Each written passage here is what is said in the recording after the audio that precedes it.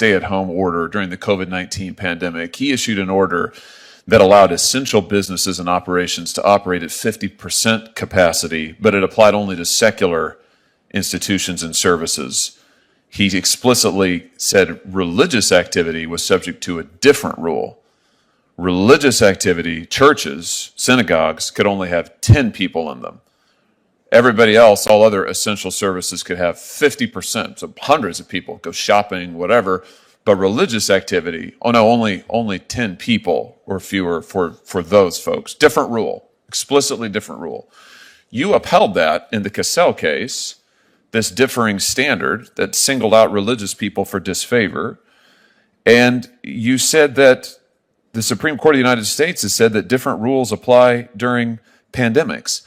The strange thing is I'm reading the case on which you relied, and it says nothing of the sort. You cite Senator Josh Hawley delivers a masterclass in constitutional law as he systematically dismantles a judicial nominee's defense of religious discrimination during COVID-19. This isn't just another hearing. It's a battle for the soul of American religious freedom. In this explosive exchange, Hawley exposes how a federal judge upheld Governor Pritzker's order, letting secular businesses run at 50% capacity, while capping churches at just 10 people. The senator lays bare how the judge misreads Supreme Court precedent, invented legal standards that don't exist, and flat out blessed government discrimination against religious believers. This video breaks down the legal arguments, the constitutional principles, and why this matters for every American who values their First Amendment rights. Whether you're religious or not, the principle at stake hits everyone. Can government suspend your constitutional rights whenever it declares an emergency? Take a look.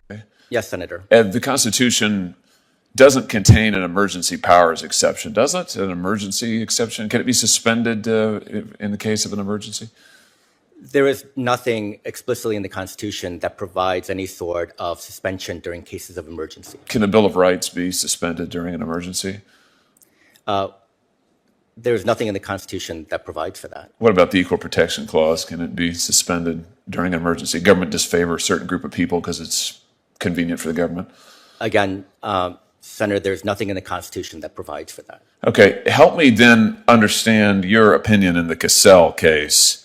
This is about Governor Pritzker in your state, his orders are within your jurisdiction, his stay-at-home order during the COVID-19 pandemic. He issued an order that allowed essential businesses and operations to operate at 50% capacity, but it applied only to secular institutions and services. He explicitly said religious activity was subject to a different rule. Religious activity, churches, synagogues, could only have 10 people in them.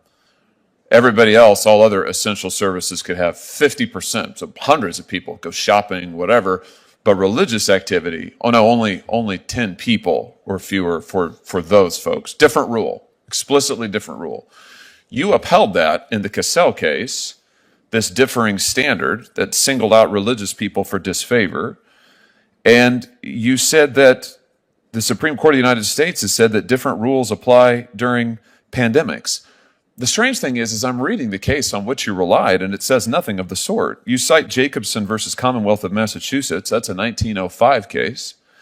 You say that the Jacobson court explained that the traditional tiers of constitutional scrutiny do not apply.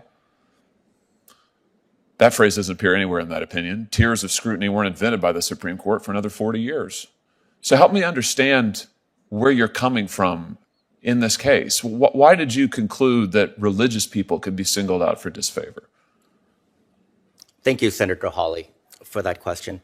As I stated previously, when I decided the Cassell case, which was later affirmed by the Seventh Circuit, it was early on in the pandemic, and we did not have the benefit of the various other rulings by the Supreme Court that came down after my ruling on Cassell. That held just the opposite. That I guess I'm referring to Roman Catholic as well as Handon. Right, in which the Supreme Court held that you could not single out religious people for disfavor. State of New York tried to do precisely the same thing. And the Supreme Court said, actually, plaintiffs have a strong likelihood of success on the merits. You said they have no likelihood of success on the merits. So just help me explain. The Supreme Court took a totally different view. Help me explain how you looked at the same Constitution and came to a totally different conclusion. Why is it okay to single out religious people for disfavor? I don't understand it. What I looked at was whether or not the Governor Pritzker's order was neutral and generally applicable. To decide whether, at that time, secular activities were generally applicable, I looked at the type of activities as well as kind of the sort of risks, the varying degree of risks that were present in those instances. So, for example, well, can I just stop you right there? I'm sorry, I've only Yes. got 1 minute left. I'm sorry, but you've raised, I think, a really important point, because the standard is, when it comes to First Amendment violations, is the law neutral and generally applicable? This regulation wasn't neutral and generally applicable. It had one set of rules for shops, businesses, and a completely different set of rules for churches, which is, of course, what the U.S. Supreme Court ruled. I don't understand how you can look at that and say it's neutral and generally applicable. The order, as I recall, also closed, for example, movie houses and auditoriums, as well as schools. And so when I considered the activities at movie houses and schools compared to activities carried on at churches, I found those to be, at the time, using the time pre-Tandon test, to be generally comparable or comparable. I agree, and I found that But the order said that religious houses of worship were essential. So it said that essential businesses could be open, essential services, but at 50%. Initially, it didn't include any carve out for religious, any acknowledgement that religious services might be essential. He amended that, said, no, they are essential, but I'm going to cap them. So two completely different rules. Look. Senator Josh Hawley's surgical dismantling of his judicial nominees' reasoning is a masterclass in constitutional advocacy and a stark reminder of why rigorous Senate scrutiny matters. His questioning wasn't political theater. It was a necessary defense of fundamental American liberties that millions hold sacred. What made Hawley's approach so devastatingly effective was his refusal to accept vague judicial doublespeak. He didn't let the nominee hide behind legal jargon or appeals to deference. He forced him to confront the stark reality of what he had done. He had blessed government discrimination against religious Americans, and he did it by fabricating legal justification that simply doesn't exist in constitutional law. Come on, give me a break. The brilliance of Hawley's strategy was in his methodical build-up. He first established that the Constitution contains no emergency exception, no provision for suspending the Bill of Rights, and no allowance for discriminatory treatment during crisis. The judge agreed with every premise. Then Hawley showed him that his own ruling violated every single principle he had just affirmed. He was caught in a trap of his own making, forced to defend the indefensible with increasingly weak explanations that crumbled under scrutiny. When he tried to claim Jacobson supported his emergency powers theory, Hawley didn't just disagree. He read the actual language from the case, proving it said the exact opposite. That moment alone should have ended any serious consideration of his nomination.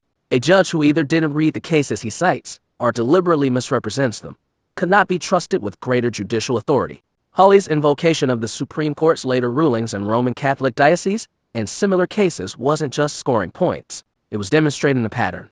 Multiple federal judges made the same error this nominee made, and the Supreme Court had to step in repeatedly to correct them and reaffirm that religious freedom matters, even during emergencies. The fact that this nominee was part of that pattern of error, that she contributed to the systematic violation of religious liberty until the nation's highest court intervened, reveals a fundamental flaw in his judicial philosophy. Some might argue it was an honest mistake early in the pandemic when uncertainty reigned. But Hawley exposed why that excuse fails. The Constitution hadn't changed. The principles of equal protection and religious freedom were the same in April 2020 as they were in November 2020 when the Supreme Court ruled. What this judge lacked wasn't information. It was the courage to stand up for constitutional rights when government claimed emergency powers. If you're fed up with judges twisting the law to justify discrimination, and you want more breakdowns that cut straight through the spin, smash that like button, drop your thoughts in the comments, and hit subscribe. We're not letting this slide. More coming your way. Thanks for watching. See you in the next one.